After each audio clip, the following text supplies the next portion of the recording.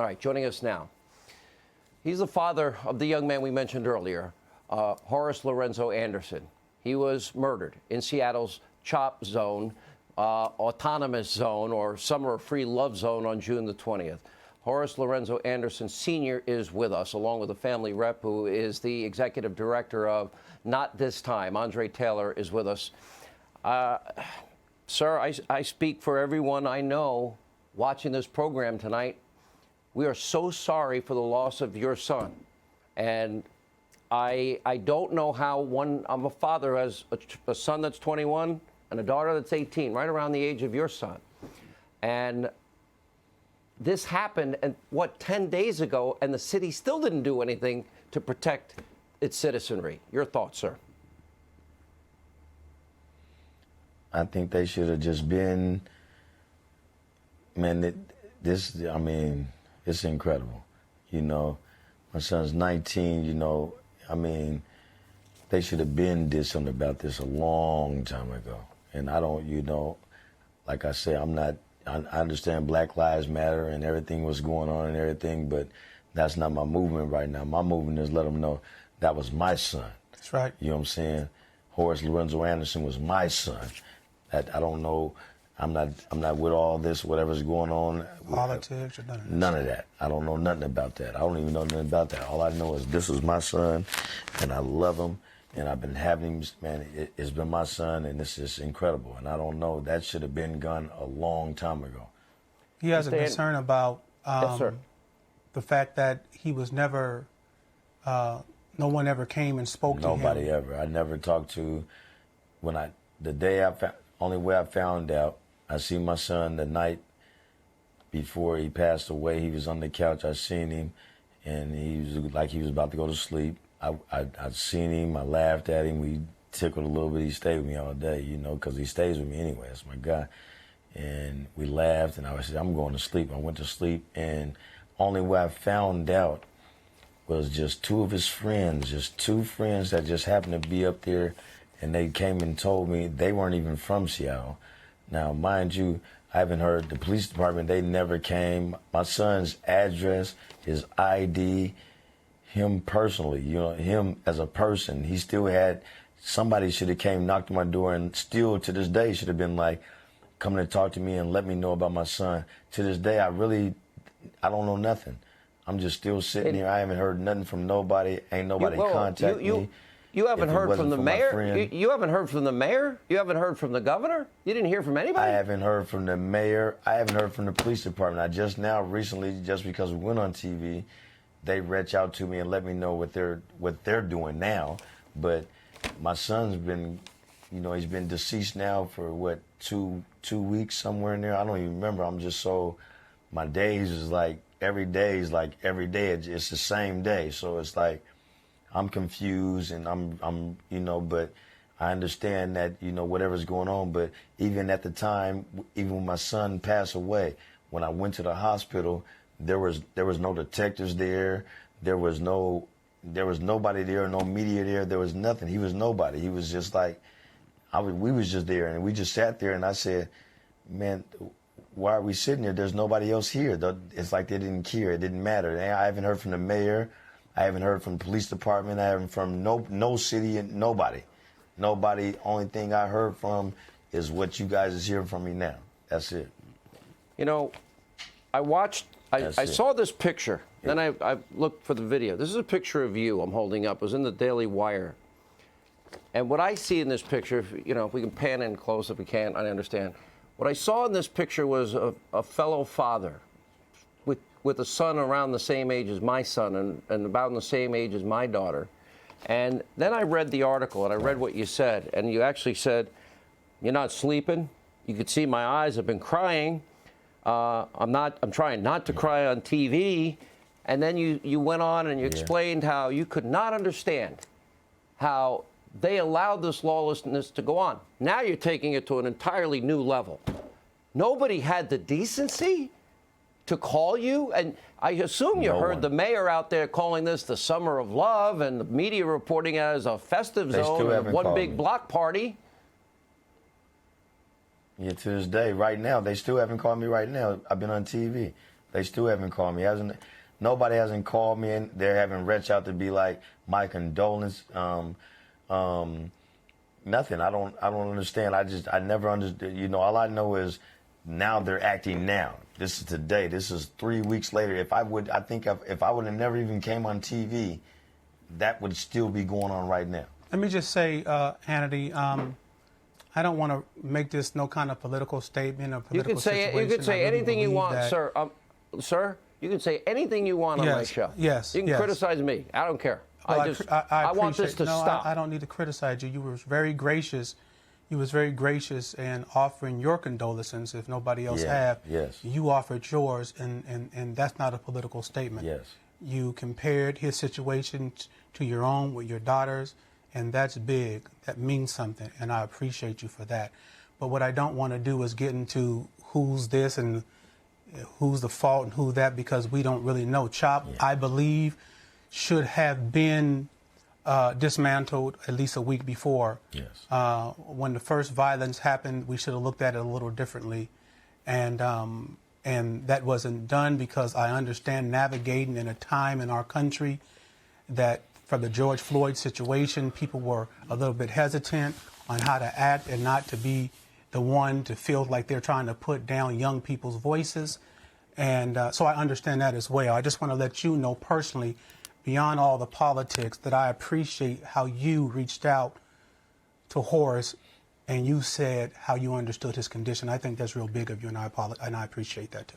Yes. You know, I appreciate it too, because that's probably the only thing I've ever heard from anybody I haven't heard that from anybody else. You know, and you know, that's heartbreaking. We're on TV, and I've never been on TV, so I don't know how to be on TV. But my son was a child of special needs.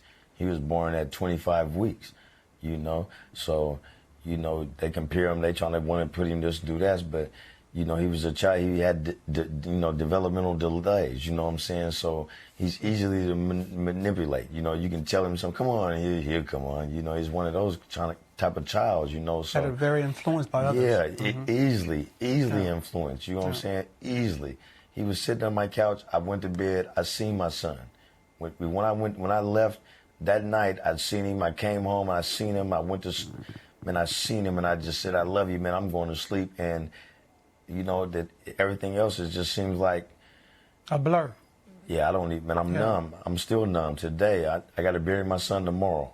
You know, and it's just been a lot going on. And my whole thing is, my whole life is, man, this is incredible. And I'm like, you know, I still this day. It's been almost 2 weeks. I haven't heard from nobody.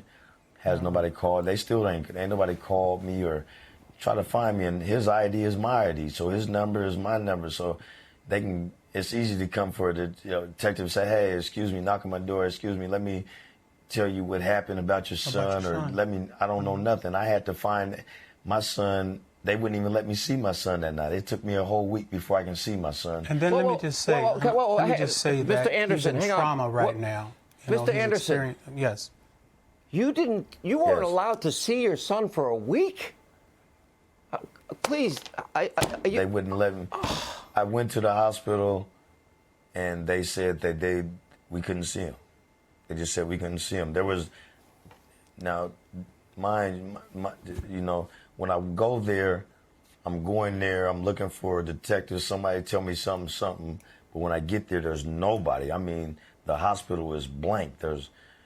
It's silence. I'm going like, what's going on? You know, so I go ask the lady, and she tells me, hold on. So I wait. I couldn't go in, so I'm waiting for a long time. Then she tells me to come in, and then the doctor tells me, only thing he tells me is my son's deceased. I'm like, well, can I see him? Is it my son? Because you got to realize, you know, at this time I'm going like, is it really my son? You know, I want to know, is it my son? Mm-hmm. You know, because this could be somebody else's child, you know. But, you know, I'm, in my head, I'm going like, yeah, it's mine because everybody's saying this. But in my heart, I'm going like, you know, I need to see him I need to see him one time. Just to make, so I can see him. I couldn't see him that day. That was Saturday. It took all the way till, Thursday. I just seen him just last week, just Thursday. And they had to, whatever they did to him and make him so they presentable, whatever it was. But I needed, you know, I got to finally see him, and And then in my heart, I knew it was my son now. This is my son, because, I wouldn't want nobody else's son. And man, this is incredible. These kids and the kids that passed, what happened the other day, all this on this child.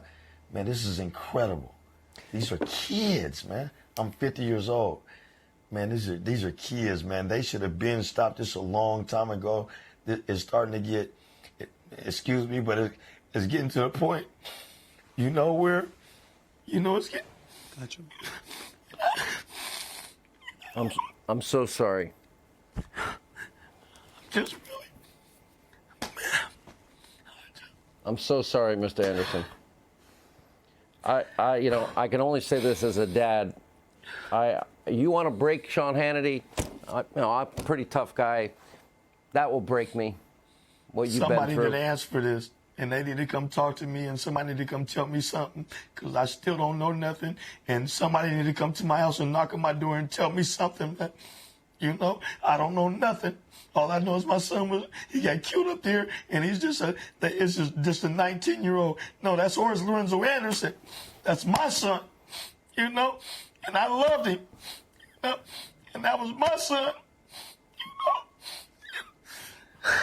Got your family. Don't worry about Everybody, it. I could tell you, sir, and Andre, I didn't want to cut you off earlier, but, on this show, we've done something. We have every weekend hundreds of kids shot, people shot in Chicago, killed every weekend. We get a death toll. Nobody knows their names. These are American kids, grandmothers, grandfathers, moms, and dads. We're the United States of America.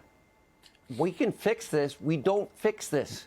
And you do it by right policing, training police, non-lethal weapons. You do it with a police presence, not demonizing. Everyone agreed what happened to George Floyd can't ever happen again. It was not a political issue. Right. How do we Right. function as a society if we don't protect our children? And I feel for his family too. No disrespect. Of course you do. When it comes to my son, I feel like It's personal. just like you saying that, somebody should have helped my son. He needed help. He needed paramedics. He needed the police to come in. Somebody was supposed to go in there and help my son.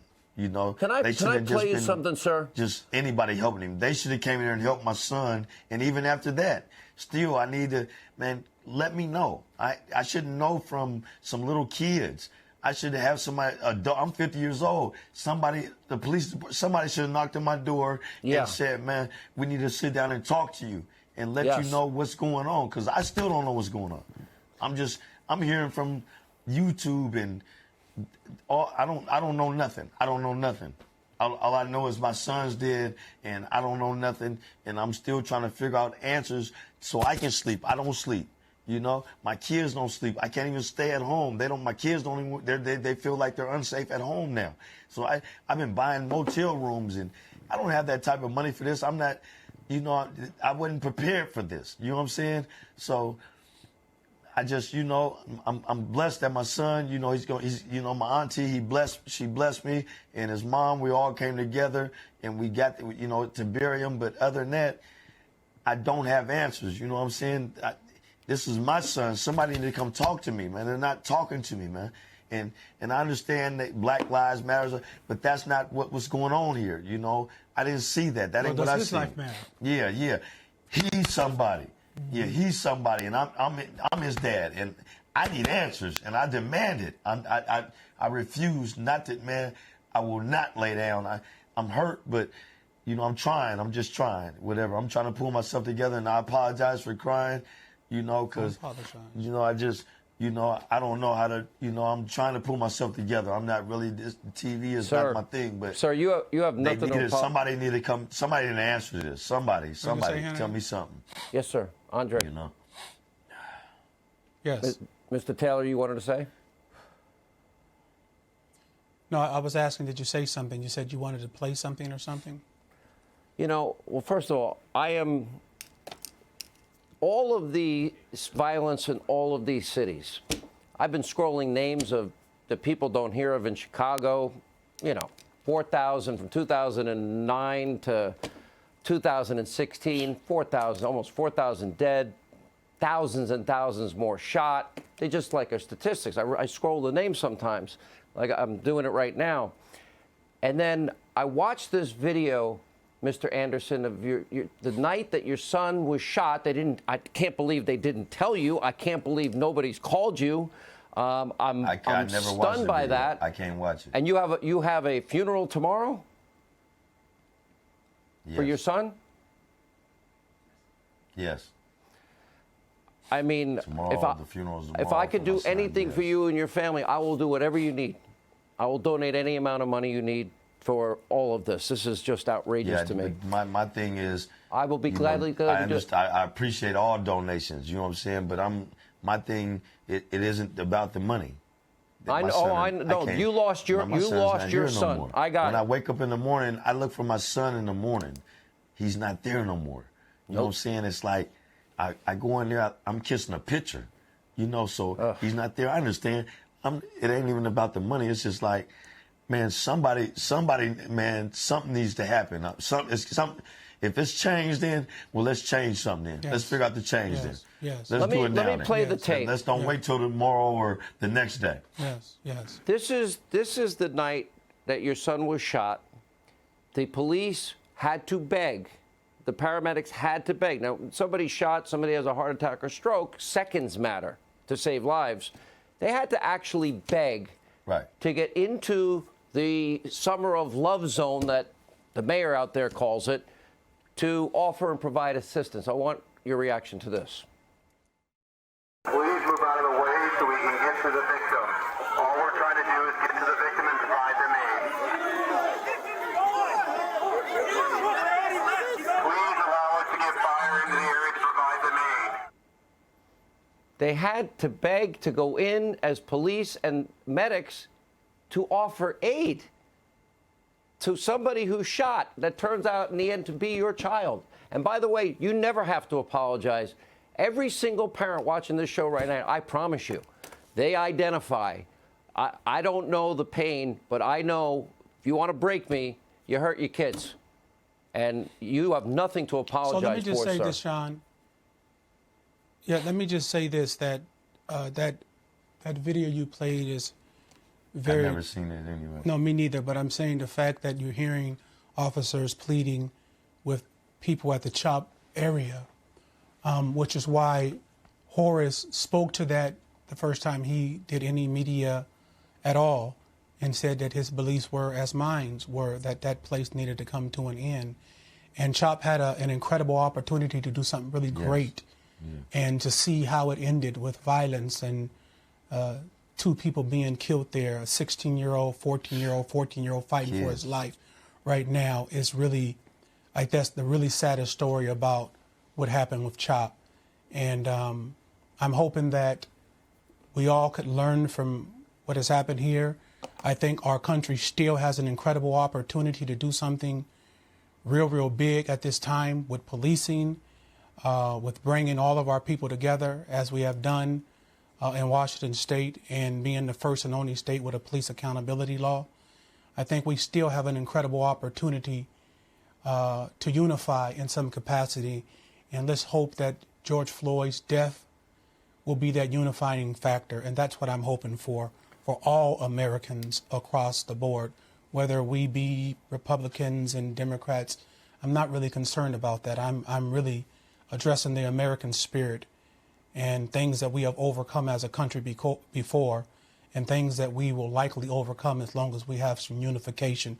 Again, I do believe we are the greatest country that have ever existed, and I would like to make sure that we're continuing to show that by the work and not by our words.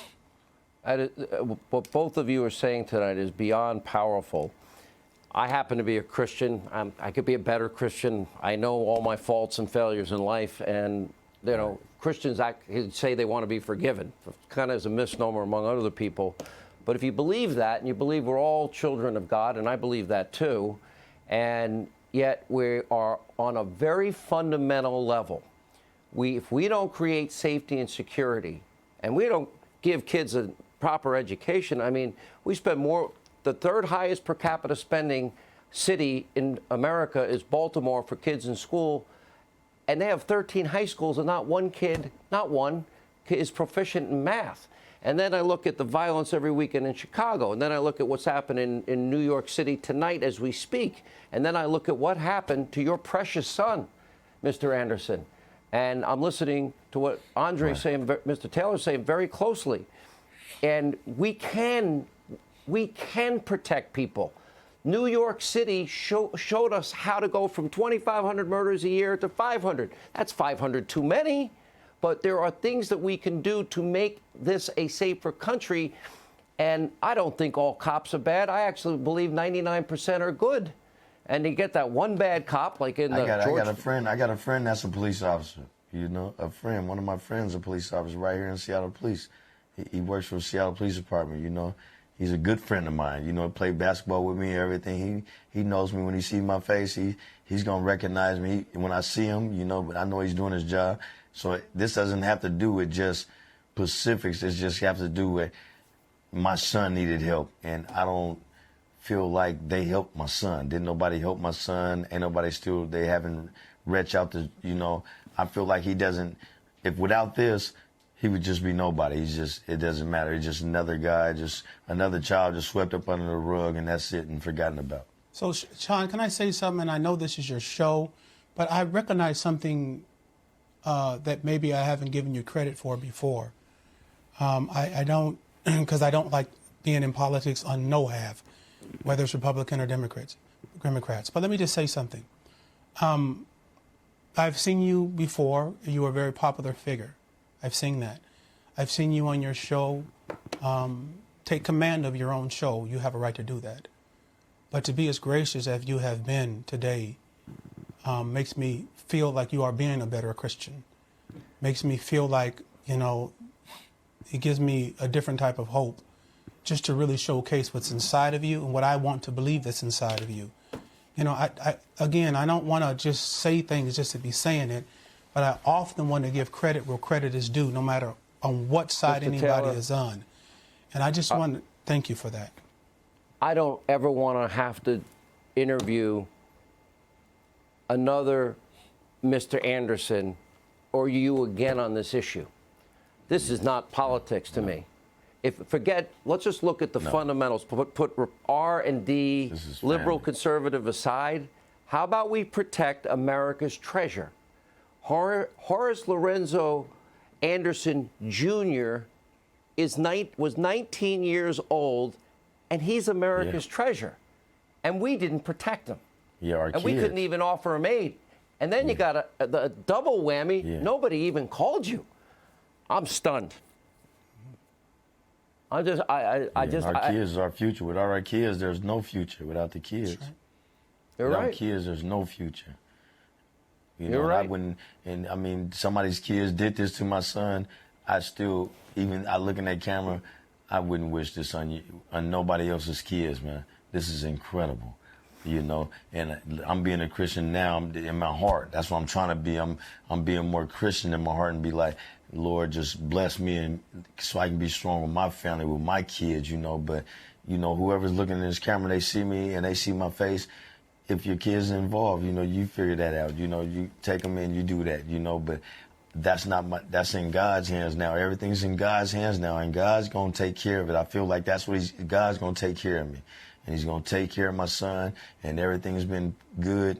And I just want to lay my son, you know, to rest nicely and give me some rest, you know, and lay down and just be like, you know, and just try to figure everything else later, you know. Maybe it'll happen later on. Maybe I get answers later on, you know. But right now, all my questions, no answers. That's where I'm at right now. You know, you said something tonight that, as a dad, again, I take really. It hit me deeply, is that you kiss a picture. You don't get to hug your son ever again. You don't get to hold him and tell him you love him ever again. And nothing. I mean, I don't know how. I don't have advice for anybody to get over that. And I guess my question is, we haven't asked. Yeah, I can't talk to him. I can't just tell him I love him. You know, one thing about me though, I raised all my kids in one household.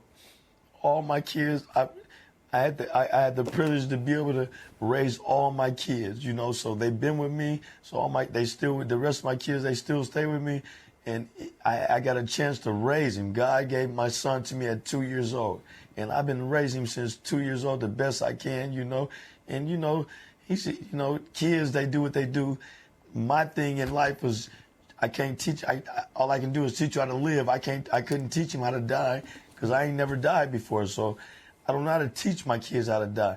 All I can teach you is I know how to teach you how to live. So when you say that, I respect that, because when I wake up in the morning, I be trying to walk in the living room. I want to see him and be like, man, all I got is a picture now, and I'm going, I love you, and I'm just hoping, you know, because I have never been dead before, so I can't tell you.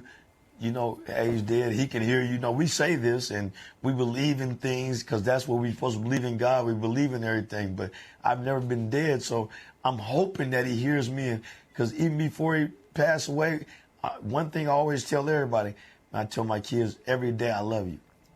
I kiss them. They're old. They say, Dad, they get mad. You know, Dad, you kissing me.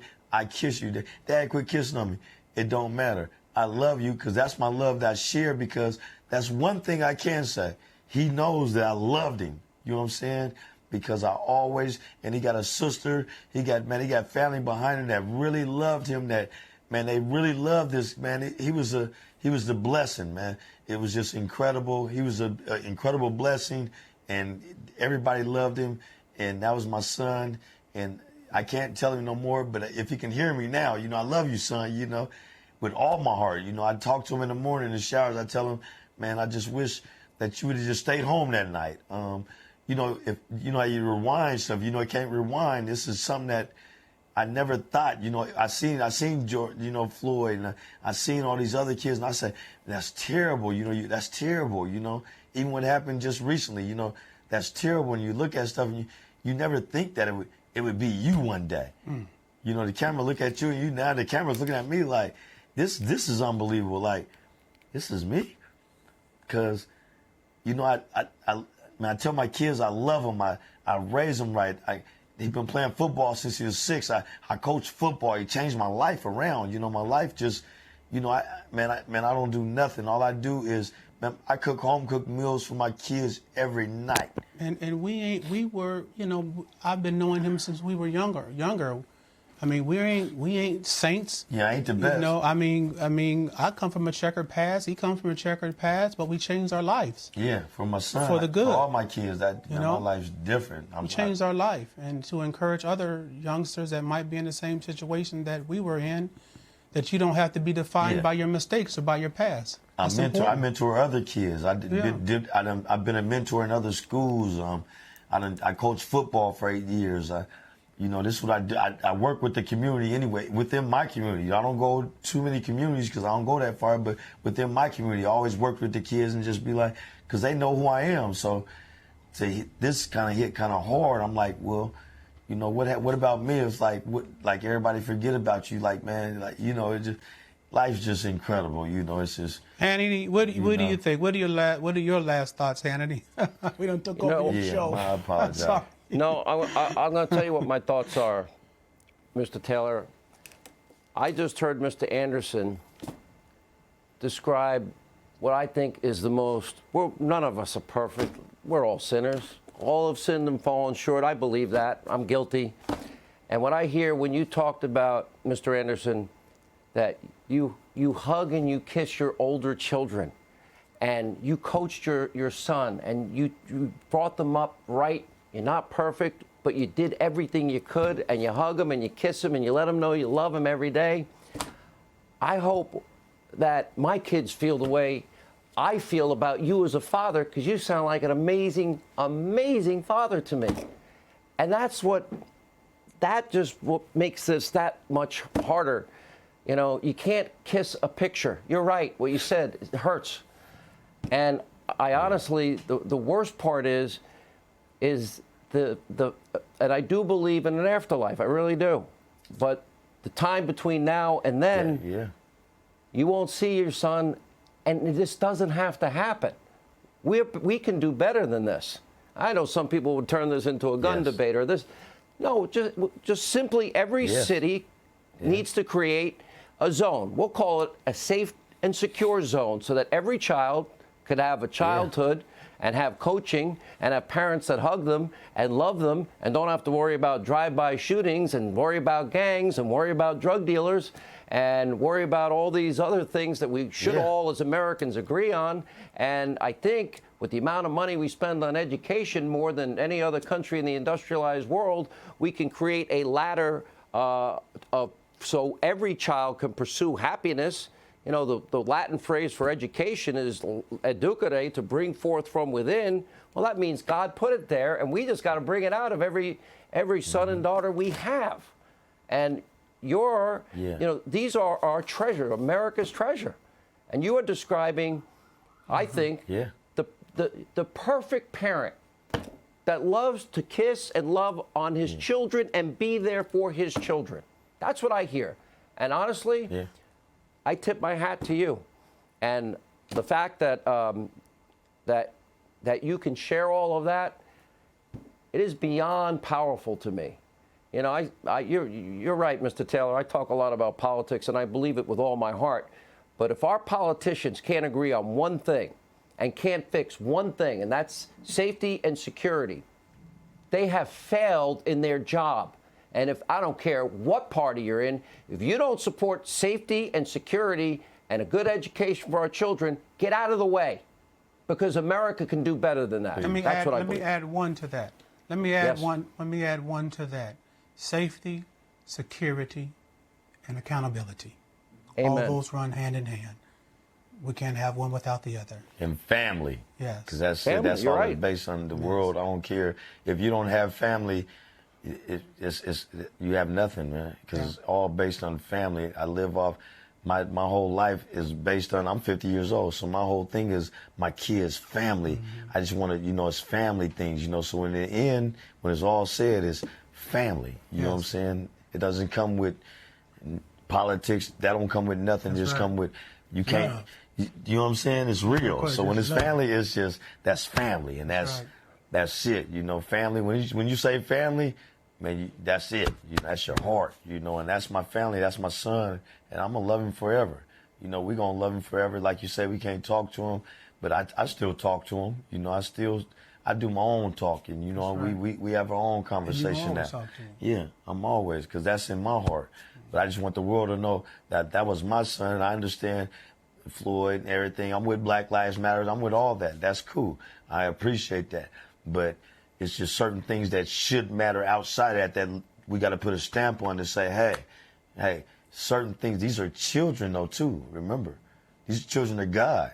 You know what I'm saying? Amen. These are babies. You know what I'm saying? So you're taking away generations. You're taking away our youth. You're taking away. My son never had a chance to have another child, so my grandbaby would never be invested. This is what I'm supposed to be fruitful and multiply and make my family so we multiply, so we have family. You know what I'm saying? So that's a generation taken out from me right now. My son is not able to do that. You know what I'm saying? So, man, kids, I look at the kids, I say this, and I tell you right now, listen to your parents, man. Listen to your dad. I know you get mad sometimes, and you be like, man, dad, you mad, and you be rebellion. And you be like, no, stop. They even though they tell you this because they love you. They love you. Your friends, if they love you, they'll tell you something. Your friends don't agree with you all the time.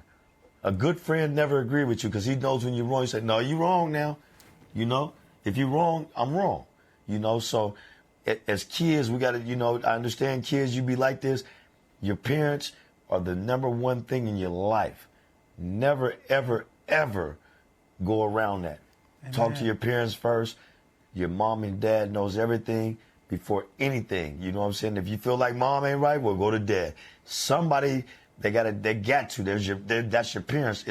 It's their responsibility to show you as a parent how to be so you can grow up and live. You know what I'm saying? Other than that, it's impossible to live if you don't have family. You need family. You know, you need it. Hannity, thank you for having us on your show. You were gracious to us. You were kind. We appreciate you, and we know that you are sincere. I'll just say this. Because we can feel that. I know I speak for, I would say, the overwhelming 99% of American people in this. You know, we can't bring back your son. I've been doing radio 31 years, TV 25 years, and I think that the message that both of you have conveyed tonight is probably more powerful than every show I've done combined. And I hope that so-called leaders and elected officials listen, because every mom and dad hears you. I hear you. And you're in my prayers. If I can ever do anything, I want to stay in touch with you and continue this discussion off air. Thank you for sharing your time. We pray for you and your family. And I appreciate it. So sad about your loss. Thank you so much, both of you, for being with us for all this time. You guys, man. God bless America. Hope everybody, Thank you. know. Thank you. Bless everybody. God bless you guys. God bless. Thank you. God bless you too, sir.